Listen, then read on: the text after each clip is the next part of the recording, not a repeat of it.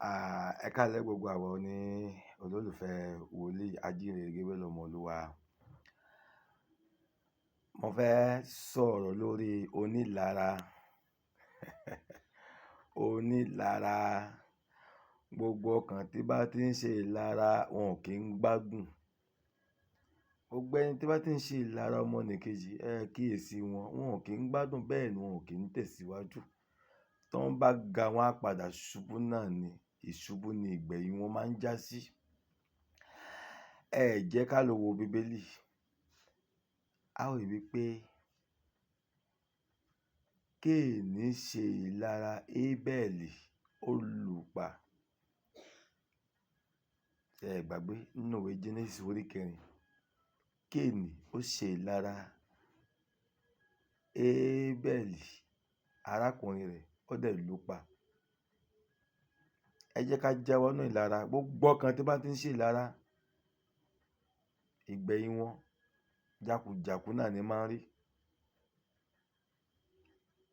Ẹni tó bá ti ga, tó bá ti wà ní ipò gíga, kó má ṣe ìlara ẹni tó wà lẹ́lẹ̀, torí pé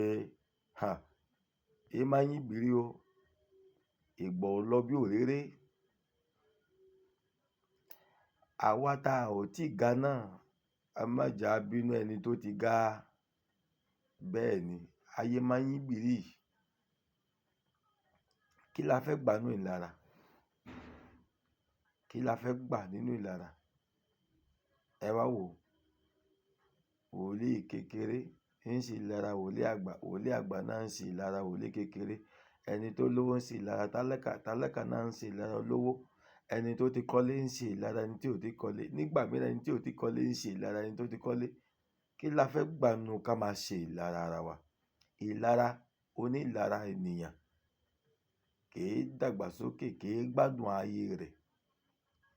Ẹ jẹ́ ká wo wòlíì àgbà nínú Bíbélì. Wòlíì àgbà nínú Bíbélì ṣe ìlara wòlíì kékeré, ó dẹ̀ ṣekú pa.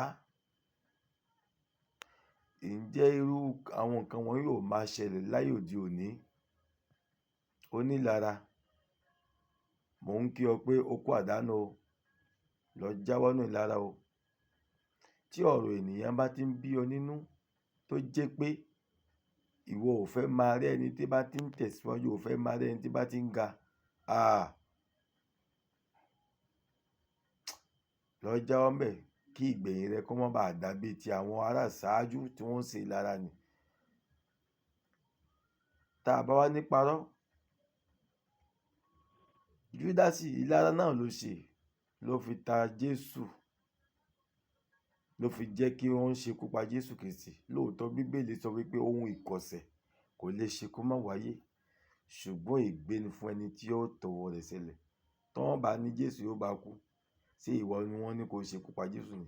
Tí wọ́n bá ní kí ọmọnìkejì rẹ ó kú, ṣé ìwọ ni wọ́n ní kó ṣe sábàbí ikú rẹ̀ ni?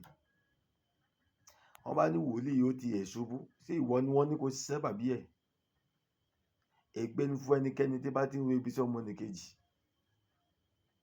Ẹ má jà ṣe ìlara. Ìlara kì í bímọ re. Ọ̀tẹ̀ kì í bímọ tó dára. Ẹ jẹ́ ká jáwọ́ nínú ọ̀tẹ̀ torí ìgbẹ̀yìn. Ṣé ẹ gbàgbé? Absalom ó ṣe ìlara bàbá ẹ̀. Ẹ wo ikú tó kú.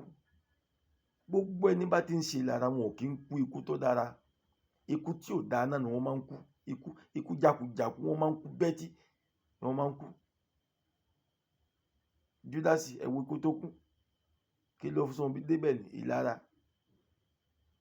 Ẹ ti rí. Ọ̀rẹ́, lọ jáwọ́ nínú ìlara o. Ẹ jẹ́ ká jáwọ́ nínú ìlara o. Ìlara ò dá o, ọ̀tẹ̀ ò dá o. Tá a bá lọ ń jókòó ibi tí wọ́n ti ń dìtẹ̀ ẹni tó bá ti ga, ìwọ náà ò lè ga. Tó bá ti ń dìtẹ̀ ẹni tó wà lórí ipò gíga, ìwọ gangan ò fẹ́ dàgbà ní ẹ̀. Ẹ gbìyànjú ká ṣe dáadáa o, torí àwọn ọmọ tí ń bọ̀ lẹ́yìn wa kí wọ́n lè jogún ohun rere ní ọwọ́ wa. Torí pé gbogbo ohun tá a bá ṣe lá ò jíyìn. Gbogbo ohun tá a bá ti ń ṣe lónìí náà ni máa ń padà di ègún. Lórúkọ Jésù, aburú ò ní ṣẹlẹ̀ sí wa o. Wòlíì Ọmọolúwa wí tó, ó dìgbà.